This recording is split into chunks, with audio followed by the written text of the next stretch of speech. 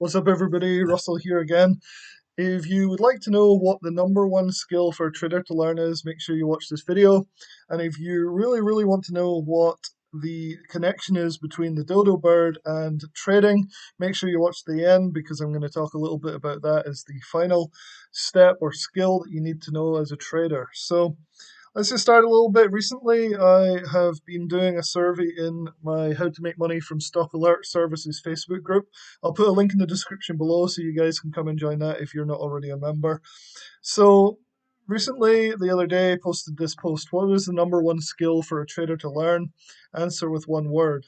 So, we got quite a few responses. It's only been a day, but we've had 63 responses already. Everybody wants to tell us what their number one skill for being a trader is, and hopefully that can help you figure out if you're focusing on the right thing.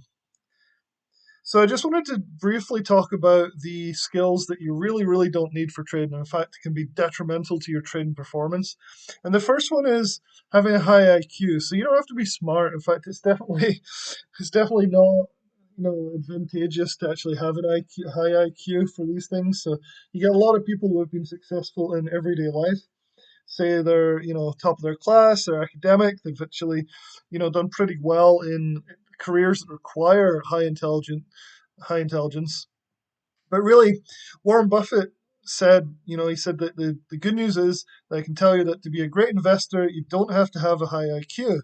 If you've got a 160 IQ, then just sell the 30 points to somebody else because you won't be needing when you're investing or trading in our case. And he's totally true. Like the high IQ people I've seen that, I've known personally, have tried trading, haven't done well at all. Maybe it's because they overthink, maybe it's because they have already had a lot of success or innate talent in their life. So they don't really try as hard, perhaps, to conquer the skills that you really need. I have a whole theory about academia. I was in academia for years. I worked my way up from an undergraduate degree all the way to working as a research associate in academia. And I have a theory that those skills that you learn in your education actually are totally counterintuitive. They're the opposite of what you actually need to be able to do as a trader. And it takes time and effort to relearn all that so that you can actually learn the stuff that you need to learn. So having a naturally positive attitude is normally a really good thing, especially as an entrepreneur. It's really good to have that. But with trading, it's not always the best idea to be overly positive about a trade. You want to always be thinking about your downside rather than how much money you're likely to make. Because if you're too positive, you're less likely to stay disciplined and cut your losses when they go against you because you'll be like, oh, yeah, this is going back up. This is, I'm very positive about this. So having a naturally positive attitude can actually be one of the worst skills for a trader to have. A belief that you can overcome anything is, again, it kind of links into that naturally positive attitude, because if you think that and your stock is going against you, then you're probably just going to keep holding it, thinking you'll still be right and you'll come out ahead. But that's one of the ways to completely destroy your account, right? So let's get back to that's like really what you don't want to have, the skills that are actually detrimental to trading. So let's have a quick look at the three skills that really are the most popular in the Facebook group, but also from my experience are the most valuable for traders. So first, let's go through the Facebook group post really quick. This is the post.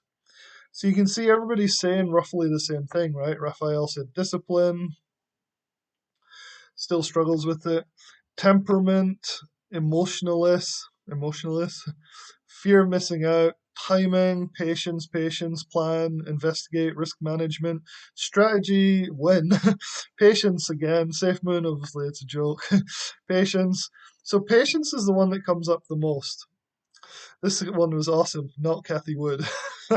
So some of the answers are pretty good. Track, revenge, controlling emotion, education, risk.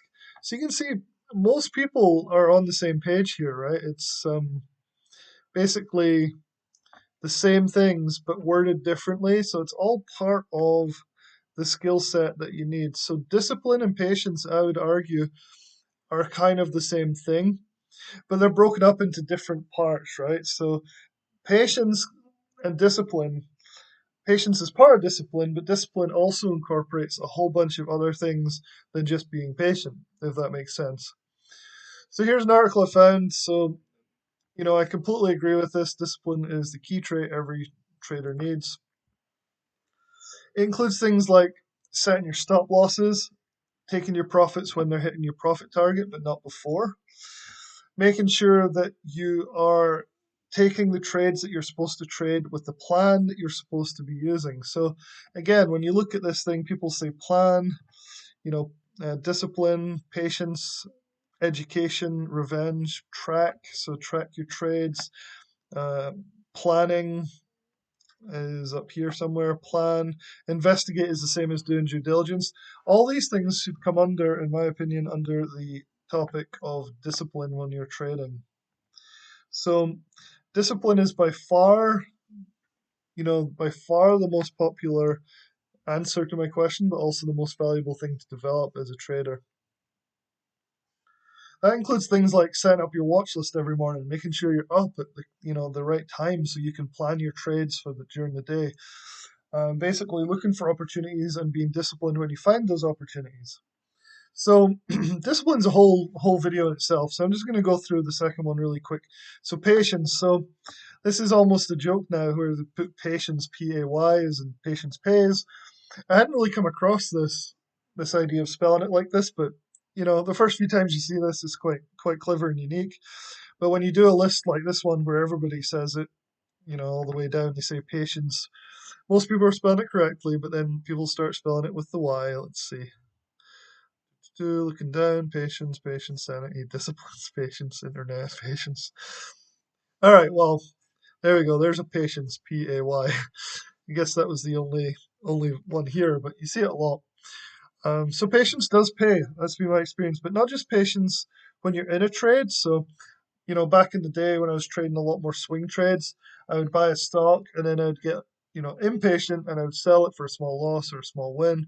And the thesis hadn't been broken. The trade was still on essentially, but I wasn't patient enough and I would lose out on capitalizing on the gains that it would make over the next month or so. But it's also patience about finding an entry and an exit as well. So being patient to wait for the stock to come to you is just as important as managing the trade itself. So this guy writes a little bit about that, basically just saying that you have to wait for a great entry and a great exit. This trait goes hand in hand with discipline. It's the same thing, right? It's just part of discipline, like I was saying before. So patience is the number 2 thing. The number 3 thing, though, is this idea of adaptability, and that comes back to my first slide of this thing. Is what do we have as traders that the skill that we're supposed to have that is in line with Charles Darwin and the extinct dodo bird? Well, back in the day, Darwin said this. He said basically it's not the strongest the species that survives, nor the most intelligent that survives. It's the most adaptable to change. Now, I think the common belief is he said it's only the strongest survive, but in fact he said it is not the strongest of the species survives, or the most intelligent, but the most adaptable. So adapting in the stock market is one of the most key skills, I would say, that is underrated by newer traders. It's the idea that you might have a strategy that's working today, but tomorrow or next week or next month, that strategy might be losing you just tons of money, just failing all the time. But you stick to it because it's your strategy, right? Well, adaptability really means changing that strategy dependent on the market conditions and also just on what's working and what's not working. Sometimes a strategy just stops working for whatever reason. Maybe with the coronavirus stuff, all the new traders that were coming in were pumping stocks like mad, and you decided to ride those pumps up or short the dumps down. And now the market has become much more back to normal. It's quieter. There's not as many new traders chasing prices. That no longer works as well. So breakouts tend to be failing more than they were last year. And if you don't adapt to that, you end up buying false breakouts and losing a ton of money. So that's just one example. The next example is adapting to the market. So if short selling is working, you move to short selling. If it's not, you move to going long. And a lot of people just refuse to change from taking long positions in stocks to taking short positions. I did a whole interview about this the other day, and I'll put a link in the description below, where one of the guys I trade with, John, he's really good at switching between these two strategies. There's a lot of people just sit there and go, "Oh, the market's going down. This is terrible. You can't make any money." Of course you can. Just buy puts and look for shorts, rather than just sitting thinking that your long strategy is going to work, because it won't. And I see so many people that just don't adapt to the market conditions. that just end up losing, all their money, sometimes just having a massive drawdown on their account.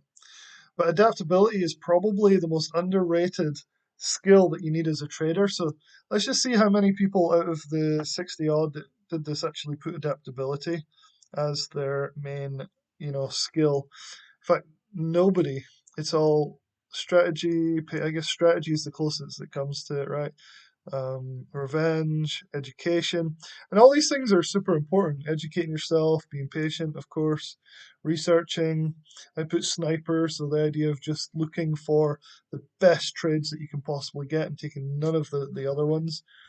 This is John, the guy that did the interview with me. He said sanity is one of them. I got more alcohol, aspirin, and anxiety.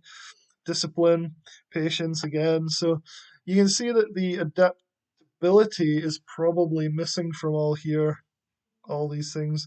Resilience is important. So I'm just going to put in, well, I'll do it later, put in adaptability into this and see if that resonates with anybody, because I really think it's the most underrated skill that you need to have as a trader. So I hope that's helpful. If you have any skills that you think there should definitely be added to this list, let me know in the comments below, and that would be really helpful for everybody that would like looking for what skills it needs. So with that, I just make a short video on this. Hopefully it's been helpful, and I'll catch up with you guys in the next video.